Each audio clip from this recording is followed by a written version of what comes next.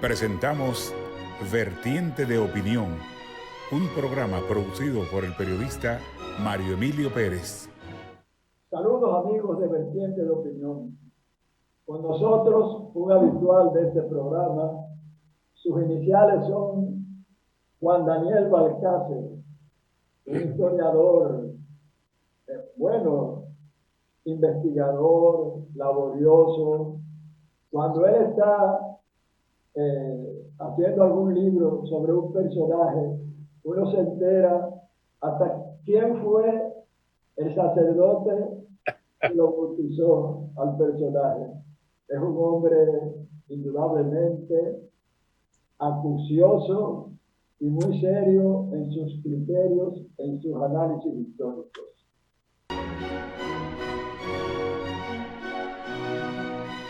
Bien, de inmediato vamos a dialogar con nuestro invitado, el licenciado Juan Daniel Balcácer, un historiador que, por cierto, la primera pregunta está relacionada con eso que en otras ocasiones hemos discutido, pero yo estoy seguro que ya él enriqueció, como ocurre siempre, sus conocimientos acerca de ese tema que ya como que no se discute tanto, pero aparece de cuando en vez alguien que disiente de lo que ya se ha acogido, de que el 27 de febrero, una fecha que celebramos hoy, cuando se está pasando este programa por los canales 6, tanto de Claro como de Artis, el canal del Sol.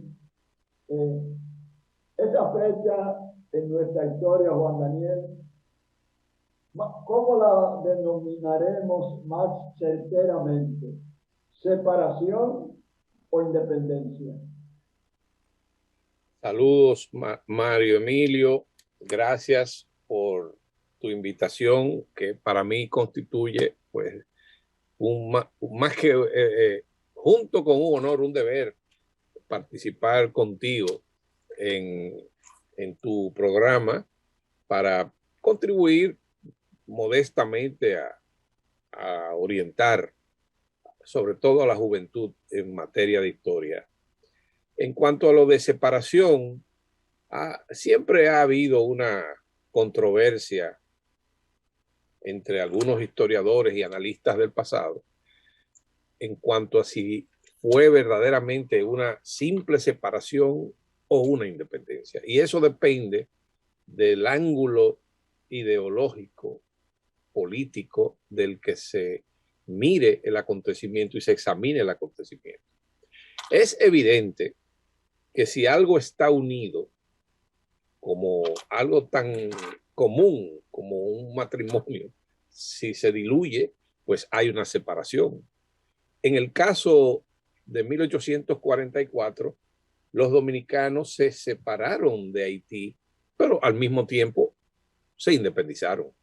Entonces, la mayor confusión proviene del manifiesto político que circuló el 16 de enero de 1844, que es un documento trascendental de la historia jurídica nacional y constitucional, a tal punto que en la colección de leyes y decretos de la República, el primer documento que figura, antes que la Constitución de San Cristóbal, es la manifestación del 16 de enero. Y ese documento político, considerado, como he dicho, nuestra acta de independencia, se titulaba Manifestación de los pueblos de la parte española de la isla de Santo Domingo sobre las causas de su separación de la República Haitiana. ¿Qué quería ello? ¿Qué quería eso decir? Sencillamente, los dominicanos trinitarios y no trinitarios que firmaron ese documento justificaban políticamente las razones de su decisión de separarse de algo a lo que estaban unidos involuntariamente. Y una vez hecha ese acto de separación, proclamar una república, un estado-nación libre e independiente que se llamaría, como en efecto se llama, República Dominicana. De manera que el error puede estribar en asignarle a la separación un contenido ideológico diferente del contenido doctrinario e ideológico que tiene independencia, que fue el concepto acuñado y defendido por Duarte hasta el último día de su existencia. Independencia pura y simple para los dominicanos. Y lo que hubo el 27 de febrero de 1844 en Santo Domingo fue la declaración de independencia y la proclamación de la República Dominicana. Bien, por cierto, que me viene a la mente que en los años en que yo no me había aficionado tanto como en la actualidad a la lectura de todos algunos gruesos de historia dominicana, escuchaba en ocasiones Hugo Tolentino, en otras otro historiador, hablando de los aspectos positivos de esos 22 años de la ocupación haitiana, entre los cuales citaban la eliminación de la esclavitud. Sí. Bueno, cuando Haití se proclamó independiente en 1804 y se creó la República Haitiana, una de las primeras medidas en su constitución fue la abolición de la esclavitud en la parte francesa. En la parte española, la esclavitud nunca tuvo los matices de horror y del rigor con que se aplicó en la parte francesa, que era una colonia de Francia, y por cierto, una de las colonias más ricas de esos imperios coloniales. En la parte dominicana no existía ese problema de la esclavitud. Había una modalidad que era más bien doméstica, pero nosotros no teníamos en la parte española un sistema de plantaciones opresor y explotador como el que existía en la parte francesa. Es cierto, los haitianos cuando vinieron a la parte del este en 1822 extendieron la disposición de abolir la esclavitud, pero ese no era lo que verdaderamente significaba para los dominicanos una reivindicación ni una liberación de nada. Lo que sucede, y tanto así que cuando se proclamó la República, en la primera Constitución dominicana y en el manifiesto del 16 de enero, se hablaba de que aquí en la parte española no podía existir la esclavitud, que fue una preocupación de los negros dominicanos que entendían que qué iba a suceder una vez fuésemos declarados independientes. Y en efecto, la presencia en el movimiento trinitario de líderes negros, como por ejemplo José Joaquín Puello y otros compañeros, garantizó que aquí no se estaba pensando en nada por el estilo, por una sencilla razón. Lo que aspiraban los duartianos y los propios conservadores era dotar al pueblo dominicano, lo reitero, de un Estado-nación independiente como era la corriente que estaba en boga en América Latina a raíz tanto de la Revolución Norteamericana como de la Revolución Francesa, que fueron los dos grandes movimientos de finales del siglo XVIII, de los cuales germinó y se propagó por todo el orbe la idea de libertad, reconocimiento de los derechos humanos del individuo y la constitución de nuevas repúblicas democráticas y con fundamentos liberales. De manera que aquí es cierto que cuando se produjo el surgimiento de una nueva corriente historiográfica después de la Revolución de Abril, pues hubo una reinterpretación del pasado y los aportes realizados por historiadores como el doctor Hugo Tolentino Dick y como Juan Isidro Jiménez Grullón, el propio Juan Bosch y Franklin Franco y otros historiadores, pues aportaron al estudio del pasado nuevas perspectivas que permitieron reinterpretar ese proceso que nosotros habíamos aprendido en textos muy convencionales durante la dictadura y poco después de la dictadura de Bernardo Pichardo, José Gabriel García y otros historiadores. En estos días escuché a un comentarista televisivo afirmar que los haitianos, cuando ocuparon la parte oriental de la isla, en parte fue porque como Francia, para no tratar después de la proclamación de la República de Haití, de insistir en su ocupación, en su sojuzgamiento, era porque exigieron un pago increíble que duraron años los haitianos para pagar esa deuda, extraer de los habitantes de la parte oriental recursos para unirlos a los de ellos para que esa deuda fuera zanjada más rápidamente. Sin embargo, en un largo escrito en el periódico Diario Libre, sin firma y muy extenso, seguro tú lo leíste también, se habló de cuál era la situación que imperó en el periodo que va desde la proclamación de la independencia hasta la de la restauración.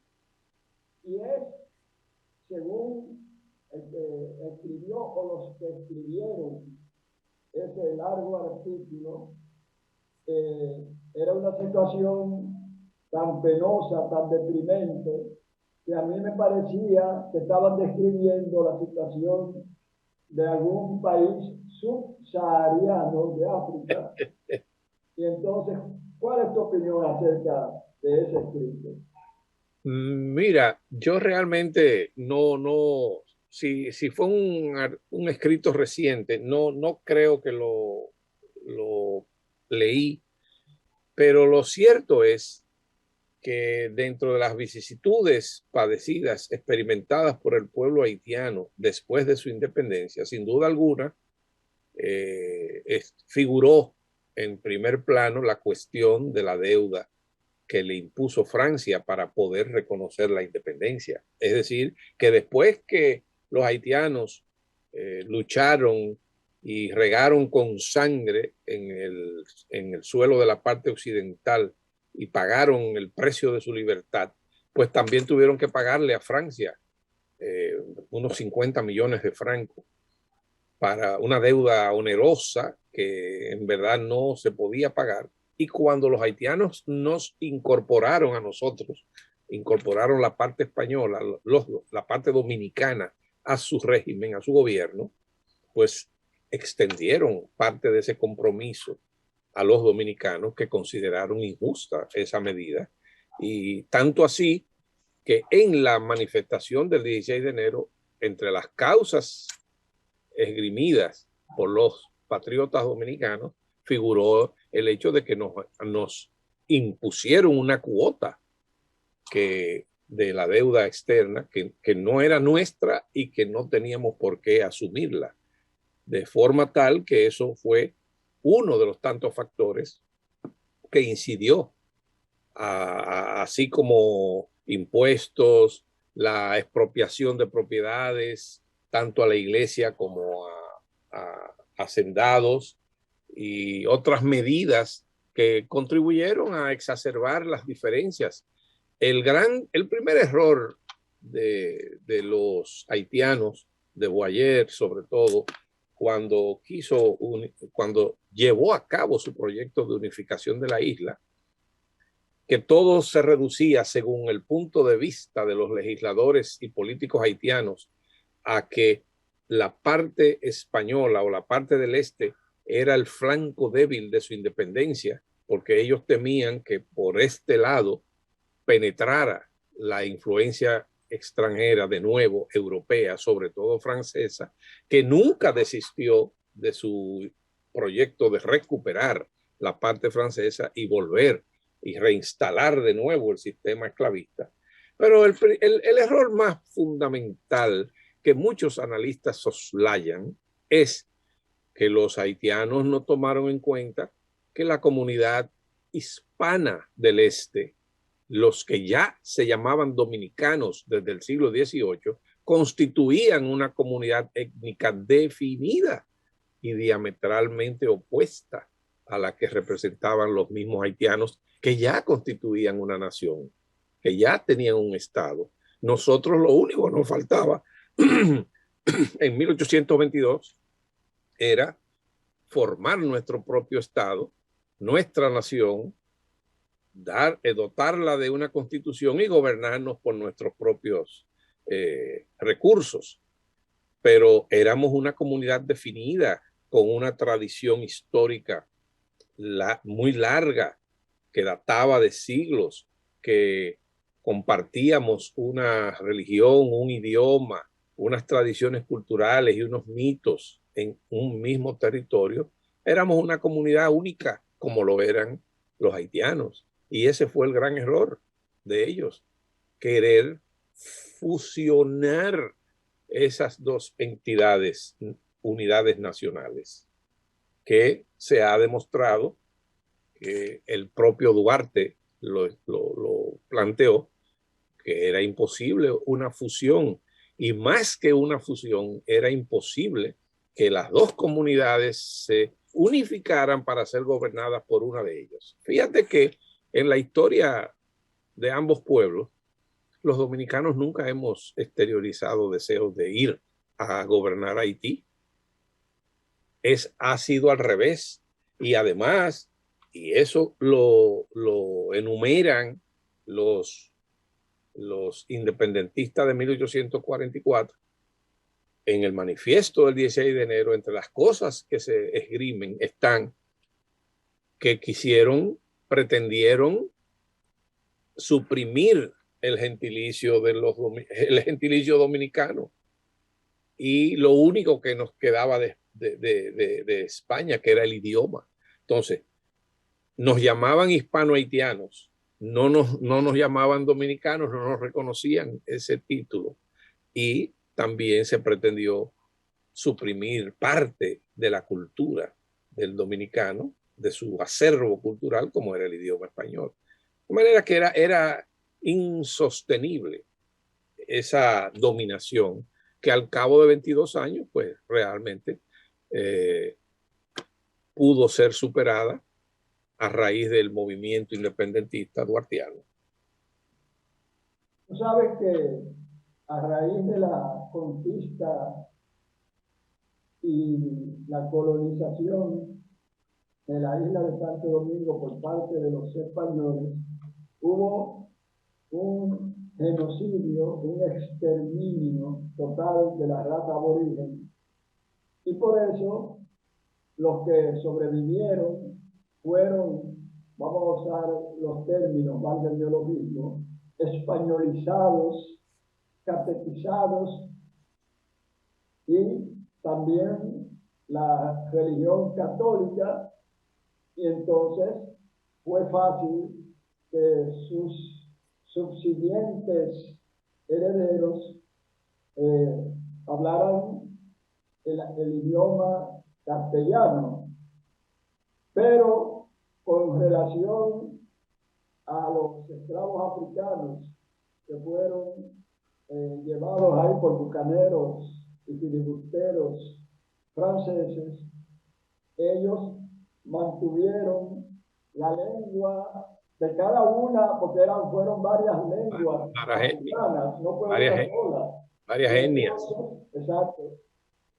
Exacto, las etnias eran diferentes y entonces su lenguaje, su idioma, vamos a decir así, sí, o su lengua, como se minimiza o se circunscribe a esa palabra, pues entonces hablan una parte de los haitianos, sobre todo los pobres, el creol o patuá, y la clase adinerada, aunque también habla el creol y el español muy bien, habla el francés. Leí hace pocos días que en las escuelas haitianas se está luchando para que a la lengua creol se le dé más importancia que al francés en los cursos primarios.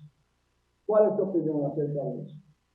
Los pueblos en cuanto a las expresiones lingüísticas se refiere, crean sus propias variedades dialectales en función de las necesidades históricas y del desarrollo de cada pueblo. Es cierto, como tú bien señalas, que las diferentes etnias de esclavos que fueron importadas y trasladadas al Santo Domingo francés y que constituyeron la base esencial de la producción esclavista, hablaban diferentes dialectos, diferentes lenguas, y que el francés, el dominador francés, bueno, con la, digamos, consubstanciación del lenguaje del idioma dominante con las diferentes etnias, se fusionaron y los esclavos crearon su propio idioma. El creol, ya incluso modernamente, es un error llamarlo dialecto. Es una lengua, tiene su base gramatical, tiene toda su normativa y se estudia y lo habla, como también bien ha señalado, la generalidad del pueblo haitiano. Y un reducido grupo, o muchos, hablan el francés, que todavía es considerado un idioma europeo y un idioma, el idioma del opresor. De modo tal que son manifestaciones. Lo mismo ocurre con las creencias religiosas. Todas esas etnias que llegaron de África practicaban creencias diferentes, con ligeras diferencias, y de la simbiosis que se produjo en el Santo Domingo francés surgió el vudú, que es una práctica oficial dentro de la generalidad del pueblo haitiano. De manera que esos son manifestaciones naturales de los pueblos que hay que reconocer, y hay estudios de lingüistas, de antropólogos y de etnólogos que ponen de relieve la autenticidad de esas manifestaciones y que hay que reconocérselas como propias de ese pueblo. Tú sabes que cuando a una persona se le conoce mucho con su actividad, su oficio, su profesión, y entonces cuando todo aquel que piense en Juan Daniel Balcácer, sobre todo si es un comunicador y lo va a entrevistar, siempre hay que anteponerle el título de historiador. Así es. Eso ha influido en mí. ¿En qué sentido? En que cuando hablo contigo, Juan Daniel, me limito fundamentalmente a la historia, a los hechos pasados, pero como que de la relación dominico-haitiana, casi nunca la he tratado, pero ahora sí. Ese término de la llamada invasión pacífica de los migrantes haitianos hacia la República Dominicana ha sido muy estudiada, pero malamente interpretada en la práctica. Porque yo tengo varios amigos, ingenieros constructores, que acaban con los haitianos, incluso hasta en términos xenofóbicos por un lado y racistas por otro. Pero sin embargo, cuando van a construir una obra, la mano de haitiana en su totalidad o mayoría aplastante es haitiana.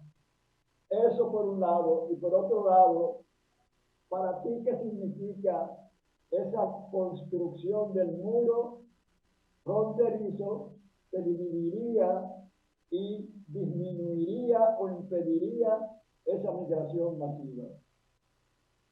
Bueno, yo pienso que salvo casos muy aislados, la gran mayoría de los migrantes haitianos que están establecidos en el país no creo que ha sido de manera ilegal. Es decir, o mejor dicho, de contrabando. Entiendo que hay muchos de esos ciudadanos que han llegado al país desde los tiempos de la zafra azucarera, cuando se contrataban braceros haitianos que venían con un permiso temporal, pero que formaron también en suelo dominicano sus propias familias. O eso pasa con todas las migraciones que salen por razones económicas de sus propios pueblos en busca de mejores condiciones en otras sociedades que los acoge, forman sus familias, ya sea con la misma compañera que los acompaña o con nativos o nativas que los acogen y forman descendientes y van creando toda una, digamos, migración, diáspora que se va articulando y fortaleciendo en el país de acogida. Es evidente que tenemos, como ha ocurrido con dominicanos que están de manera ilegal en Estados Unidos y en otros países. Lo que pasa es que nosotros estamos tan cerca de Haití que la mayoría de los que no pueden volar hacia otros territorios o tomar el mar como medio de transporte en embarcaciones, pues es mucho más fácil cruzar la frontera terrestre, que siempre ha sido frágil. La verja perimetral, entonces, es evidente que debido a la fragilidad de esa línea fronteriza, se accede con mucho más facilidad. El necesitado para el lado del este, donde considera que va a encontrar una mejoría a su situación. Entonces aquí también, desde el punto de vista del capitalista y del comerciante, se da el caso que prefiere contratar una mano de obra más barata, sea extranjera, porque la dominicana no necesariamente se muestra en condiciones o dispuesta a aceptar los términos de contratación que aplican a los migrantes. Y es muy complejo esa situación porque de ahí se derivan muchas, digamos que ramificaciones, variantes complejas que no es mi competencia explicarla.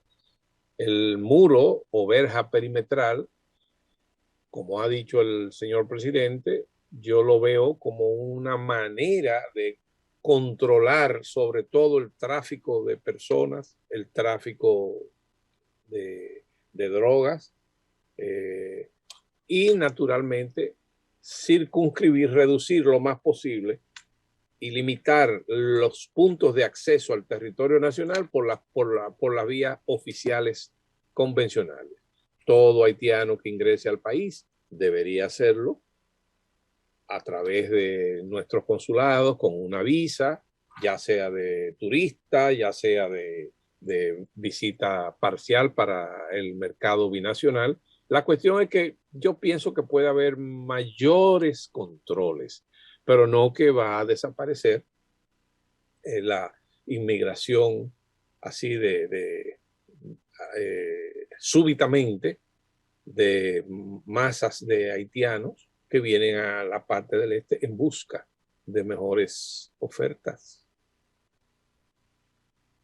Bueno, recuerden ustedes, queridos, amables teleaudientes, que este programa se transmite domingos de 9 a 10 de la noche a través de la frecuencia 6, tanto de Altiz como de Claro, a través del canal del Sol. Y si usted no puede, por razones atendibles, ver este programa en esta presentación primaria, al día siguiente, después de las 2 de la tarde, en YouTube, usted coloca vertiente de opinión y ahí le sale también el último programa y los anteriores. Usted le da un clic a videos y ahí aparece los últimos comparecientes de este programa. Volvemos después de esta pausa.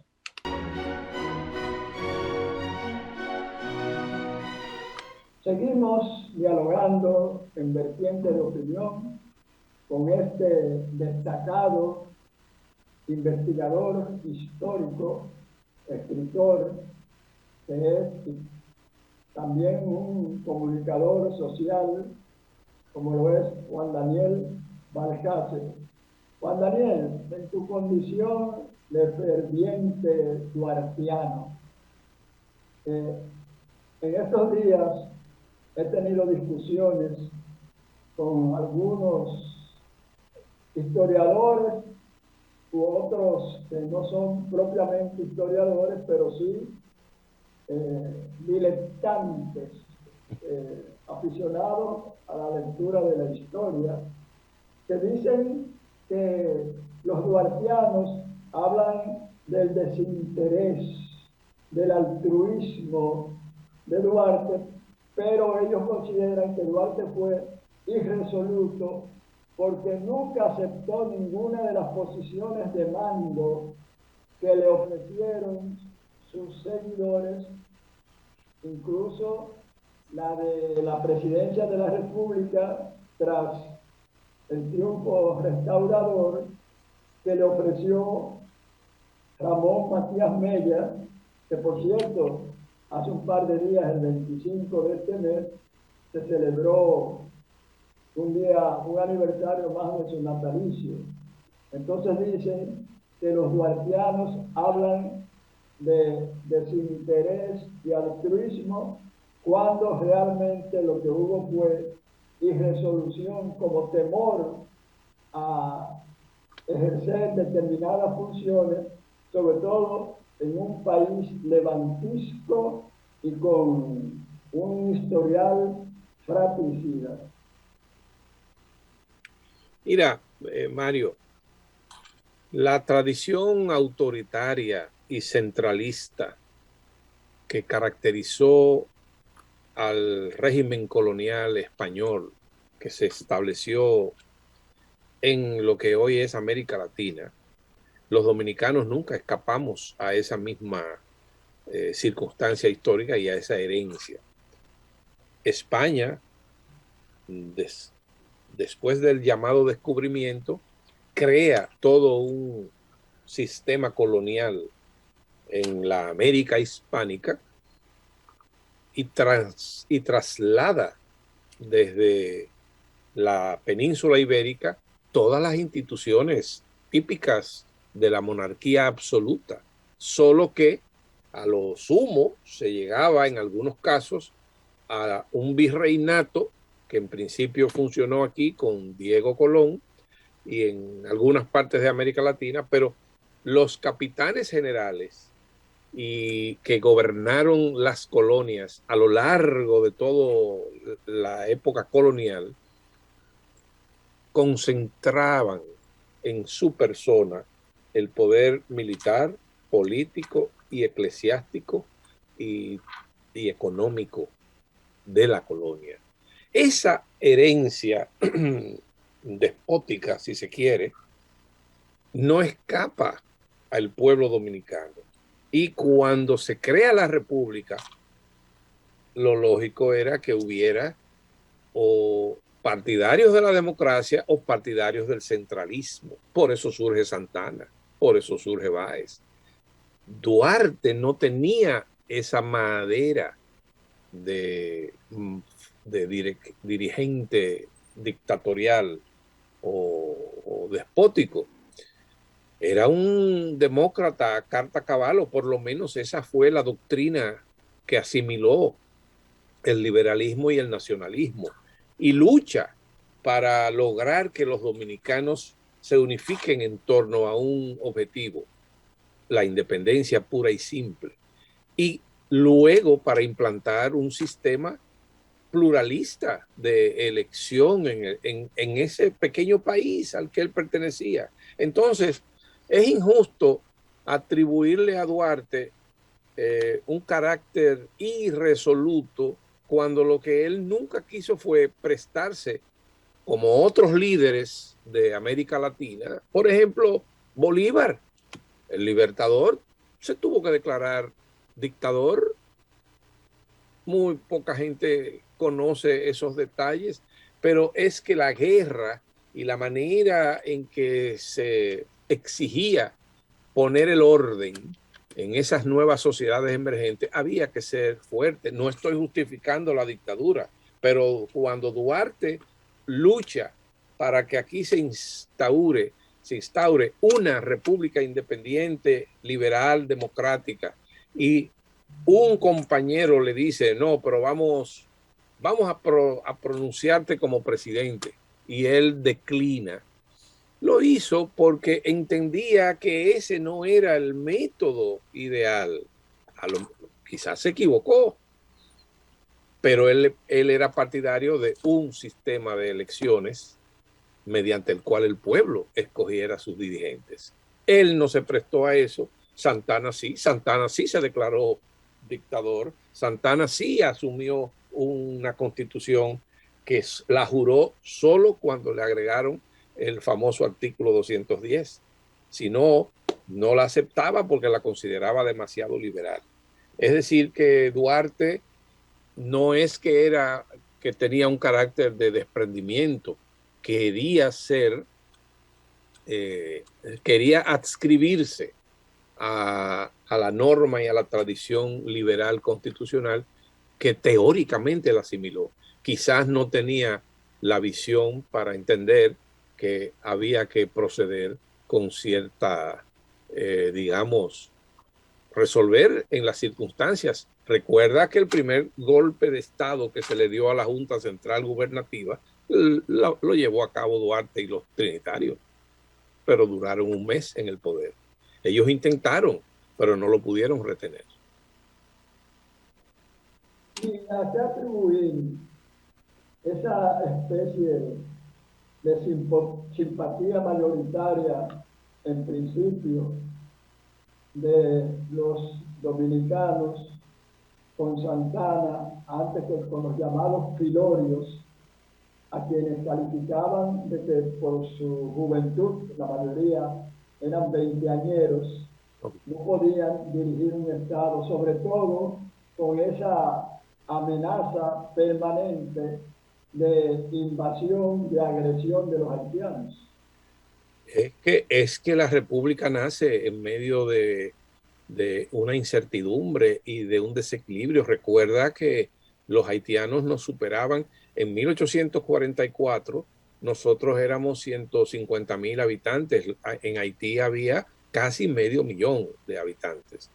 Tenía un ejército que, aunque estaba ya, digamos que muy debilitado, arrastraba un aura de haber derrotado al ejército de Napoleón, a los franceses, y sobre todo que se necesitaba de una mano enérgica para enfrentar a los invasores, porque es que la República nace en medio de una incertidumbre nacional en función del peligro que se cernió siempre sobre el destino inmediato de las invasiones haitianas, que, como se sabe, la guerra dominico-haitiana duró 12 años.